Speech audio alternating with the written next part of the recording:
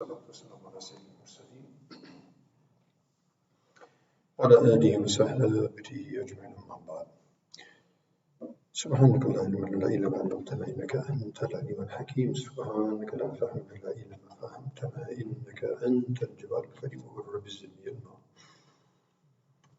قال الإمام النووي رحمه الله تبارك وتعالى ونفعنا بعلومه في الدارين. قال: وأما الأحاديث فكثيرة جدا وهي مشهورة فنقتصر على طرف منها. عن عائشة رضي الله عنها قالت: قال رسول الله صلى الله عليه وسلم: من أحدث في أمرنا هذا ما ليس منه فهو رد. متفق عليه. وفي رواية لمسلم: من عمل عملا ليس عليه أمرنا فهو رد. So continuing with the chapter of the prohibition of innovation in deen. So after hearing a number of ayats in that connection yesterday, so today from the hadith that are mentioned in this regard. So the first from Sayyidah Aisha radiallahu anha, she says that Rasulullah sallallahu alayhi wa sallam said, so who invents something regarding religion, who innovates something, invents something new, innovates في أمرنا هذا, in our religion, which Allah subhanahu wa ta'ala sent, and which I have explained, ayah Rasulullah sallallahu alayhi wa sallam. So, ما ليس منه, which is not actually from it, as we mentioned yesterday. Innovation in religion is coming with something new, which has no basis and no foundation in the religion. So it's going to be rejected. It will be unacceptable.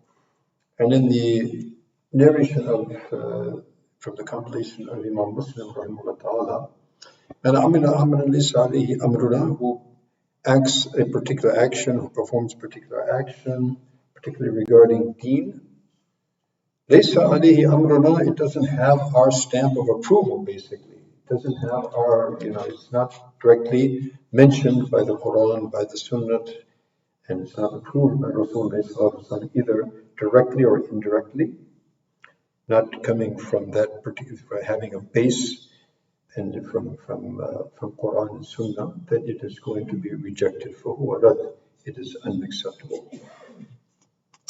So may Allah subhanahu wa ta'ala give us this cognizance. You see, our religion, that's what distinguishes our religion from all the other so-called religions. And actually we all know, or we should be knowing, and we've mentioned this many times, there's only one religion in the eyes of Allah subhanahu wa ta'ala, that is submission to His order.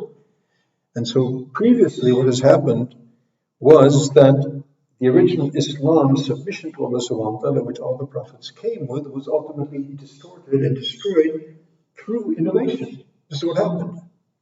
In the books, in the scriptures themselves, or in the teachings of the prophets, through the distortion and the corruption. So therefore, this is a cardinal sin. The ulama say that for someone to be, as we say, mubtala, to be tested, and he goes under tribulation by falling into various types of sin, whatever they might be, all of those sins, other than shirk, they all are lesser than falling into innovation. Because innovation brings about a change and destroys the very foundation of being. So this is the peculiar, and this is the hallmark of Islam, that, Allah subhanahu wa ta'ala has kept it perfected, preserved His book, the Sunnah of Rasulullah sallallahu alayhi wa sallam, His Sharia. So Allah subhanahu wa ta'ala make us, among the rightful recipients of that legacy and carry it on. وبالله تبارك وتعالى التوفيق وآخر دعوانا